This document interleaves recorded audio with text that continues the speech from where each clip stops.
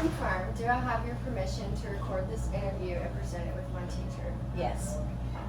My name is Maggie Rambo, and I'm enrolled in a class this semester on interviewing at Middle Tennessee State University. I'm conducting this interview for a class project, and I'm very eager to learn more about your personal process in starting your own restaurant and kind of your ideas and things around your small business. The marketing side of business is also something that has caught my attention as a potential career path, so I'm very interested in learning more about your strategy and kind of how social media has played a role in creating your business. Thank you so much for agreeing to be interviewed and allowing me to learn so much about your experiences, as well as providing me with so many new resources and information. Your answers will be audio and video recorded. This whole interview should take about 10 to 15 minutes at the most, and if at any time during the interview you feel uncomfortable answering the question, please just let me know and we'll go further to another question. Also, if you wish to withdraw from the interview at any time, you may do so. And if you are ready, I would love to go ahead and get started. Okay. So the first thing I want to know is kind of your thought process and the first initial steps you took into creating the Sun Drop Shop. My father had always wanted to have a restaurant with a tie-in to Sun Drop. Mm-hmm. And I was in the restaurant business all the way through college. All the way through college I waited tables, and after college too, to make extra money on the weekends when I was working a regular job during the week. And I've always really enjoyed the combination of food and people, which are two of my favorite things. So I was really gung-ho when I moved back here to really start trying to help him make that dream a reality. Yeah. We looked into it in several different ways. We found a company out of Atlanta that would build a stainless steel dining car to spec, based, and we were thinking about putting it at the lot at the end of Moore in Atlantic. Mm-hmm. And what they do is they build it completely, it's ready. They just come in and hook up the water and electricity and you open the restaurant. That was over $1 million investment, so that was something that was more money than we were willing to spend. Mm-hmm. So we had kind of just looked into subletting to other places, but we kind of, with the revitalization of downtown Tullahoma, we really kind of wanted to be here close to Prescott Baldwin. So we kind of just put things on the back burner until about 3 years ago. I had the idea to remodel a building that we already owned, because we own most of this block. Mm-hmm. And this 1,800 square foot parcel that we're in now, we were just using strictly for storage. So I got a hold of my father, and he said to get some construction groups and get some pricing on what it would cost to remodel it, and just to start putting a business plan together, and to approach the city of Tullahoma about a low percentage loan or grant based out of urban renewal and HUD, Okay. because he had gotten one of those when he moved the main offices of Prescott Baldwin to Atlantic Street from Moore Street, and he redid the front of the building. So that took a long time. That was a long process. There was a lot I had to put together and I had to present to the city of Tullahoma.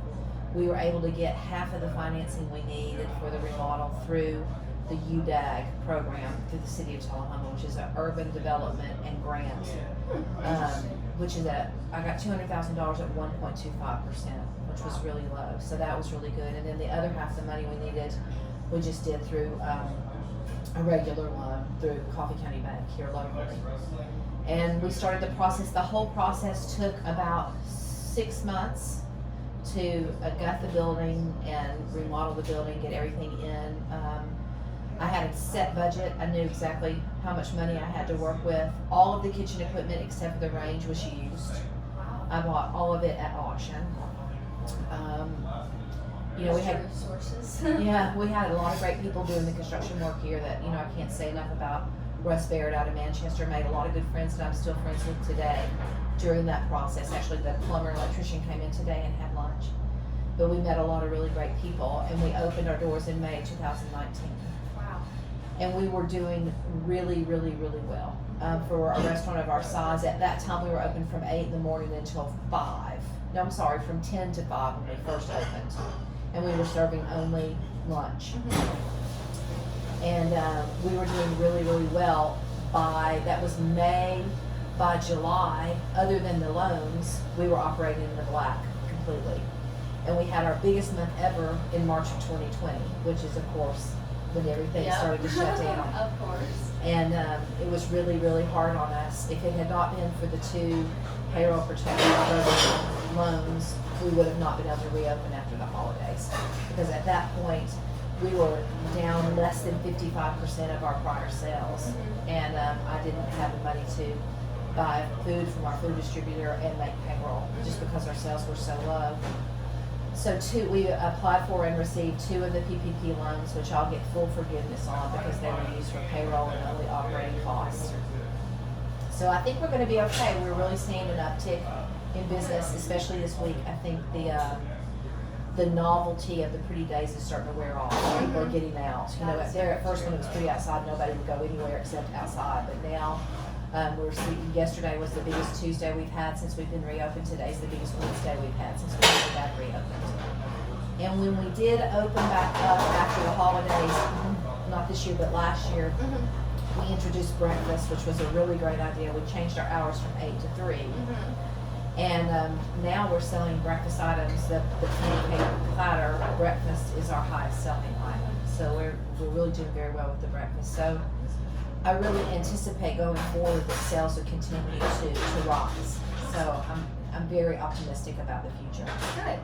I was going to ask you what you consider the most challenging part of the process, and what was some of the toughest obstacles you felt like you had to overcome in the processing stage?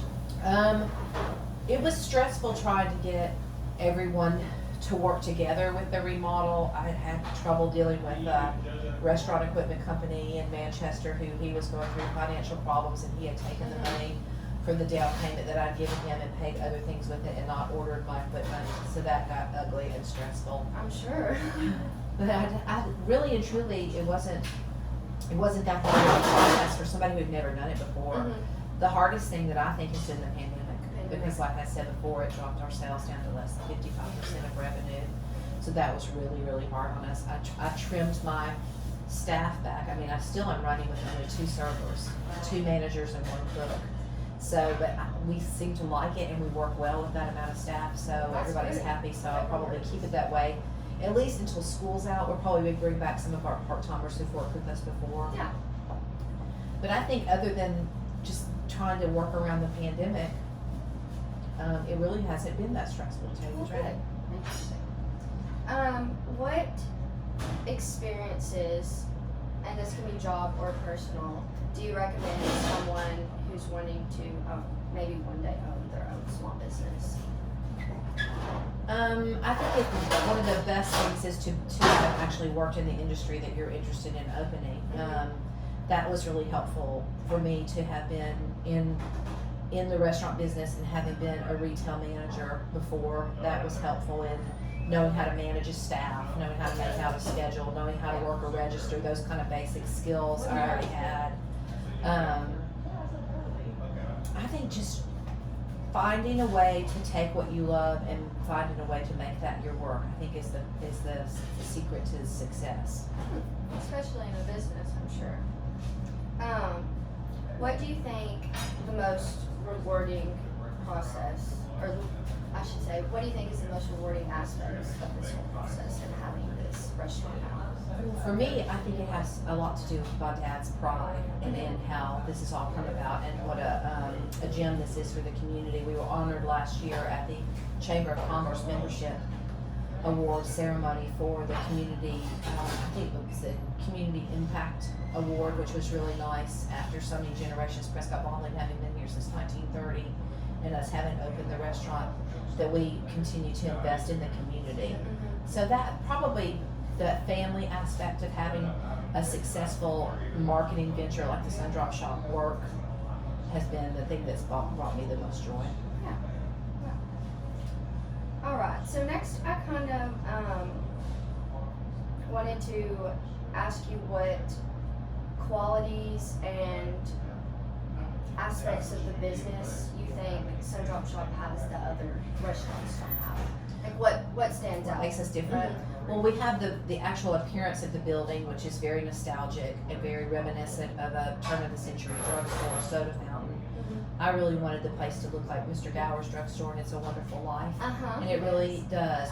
That was really wonderful and very rewarding to watch. The sketches and the pictures that I had really kind of come to life. That was really very cool to be a part of that. I think our menu is different in that it's a southern simple family recipes that people really enjoy. We make all of our soups from scratch, and all of our salads are very popular.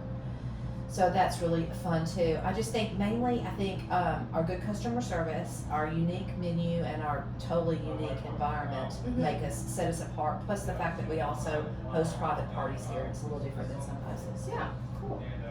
Okay, so I wanted to touch base on marketing and social media, and maybe if that's possibly affected your restaurant. How has your marketing strategy maybe shifted from what you were doing previously at Prescott Bottling to your position as a restaurant owner now? Well, I'm director of marketing at Prescott Bottling, so when I initially came back to work for the family business, I was doing promotions, advertising, special events. If people wanted a fundraiser for their school or they wanted a trailer for their concession stand, they did all of that through me. I really kind of took things and shifted it a little more towards computers, in that we developed a website. We had a website presence and really kind of initiating our social media and our social media presence. We really don't do any advertising anymore. We don't for the Sundrop shop at all, other than things through the Chamber of Commerce, like the Think Tullahoma magazine. But I don't do any radio ads. I don't do any newspaper ads. We post something. We try to post something on Facebook every day. Gotcha. Even if it's a stock photo that we've had in the files of breakfast, and we just kind of recycle the photos just to get it out there so people are seeing it during the day. But that's really about all the advertising per se that I do. We did put some billboards up in town, just because we have a lot of people that seem to say, I didn't even know you were here. And it's like, how do you not know we're here? We've been here almost 2 years. So just to try to get the word out there a little more. But really and truly, all the advertising we do is through social media. Do you think the usage of, you said you use Facebook and stuff, do you think that helps promote? Do you see lots of interaction? Very much so. I think that drives a lot of business. It gets a lot of people in here. It's interesting that I can post a photograph of a salad on Facebook, and then watch the numbers of that salad for that particular day. People definitely pay attention to what we put on. Yeah. And going along with that, do you think that staying up to date on what's new and what others are doing around you, and kind of staying just up to date, do you think that increases any sale opportunities or positive outlooks? I do. I think almost to the point that it's almost worth looking into to have a social media influencer who can do that kind of work for you. I think that may be a worthy investment as we start to see revenues increase. But I think right now a real sign of the times is the power of social media, because people in the workplace at their desk are on Facebook, all day long. All day long. So, I think that's really something to be taken advantage of. We have never done any purchased advertisement through Facebook. Gotcha. But that's not something that I'm, averse to looking in the future, like I said, as revenues continue to increase. Yeah, for sure.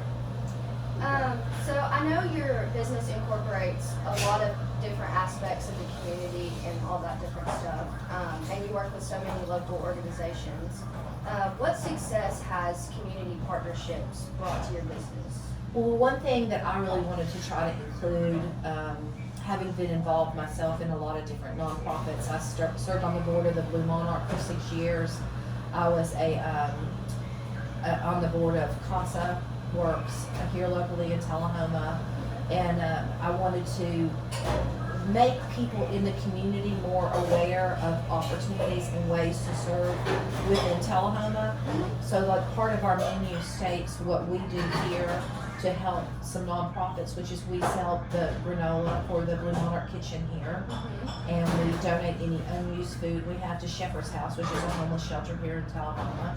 We employ some challenged people from Skills Development, and Skills Development is a local agency that matches up people who are mainstreamed back into the workplace. So we have Scott, who's been with us since before we opened. He's worked here part-time since right when we opened, so he's been with us 2 years, and he's Wow. just really part of the team. We can't imagine not having him here. Yeah. But I think it's important that even as a business that you find ways that you can give back and make your business part of the community. And I think it's important to let the public know that you're doing that. Sure, definitely. How would you suggest to someone who is new to maybe potentially running their own small business, how would you suggest for them to approach community members for partnerships, and how would you suggest them to get involved, I should say? Well, I think the most important thing is to have a really good, solid business plan. And that was something that I had never done before because my college background is in child and family studies and not in business or marketing in any way, which is funny. They always say you don't work in what you have your degree in. And I did raise 3 children, but yeah, this is completely out of my skill set other than my work experience. I forgot what the question was. I went off on a tangent. It was what advice would I give somebody?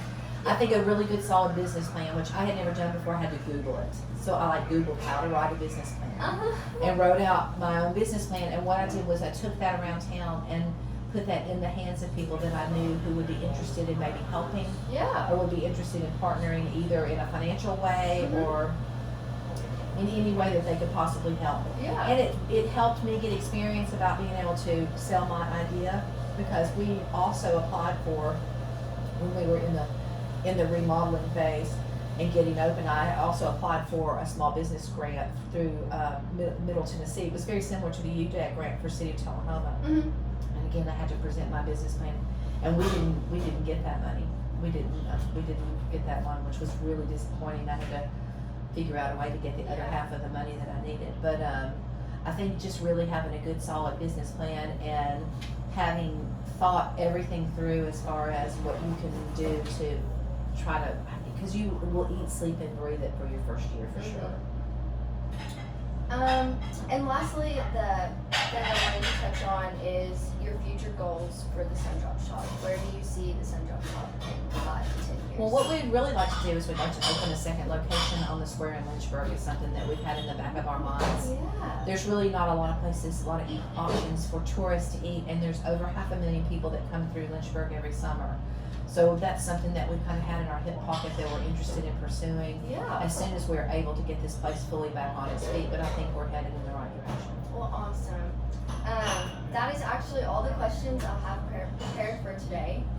Is there anything else from your experiences that you think would be beneficial to me for this interview? Don't be afraid to work for your family business. Thank you so much again, Miss Paige, for taking the time out of your busy schedule to let me interview you. I really appreciate it, and I enjoyed learning more about your process and your story today. And I hope we can meet again anytime soon.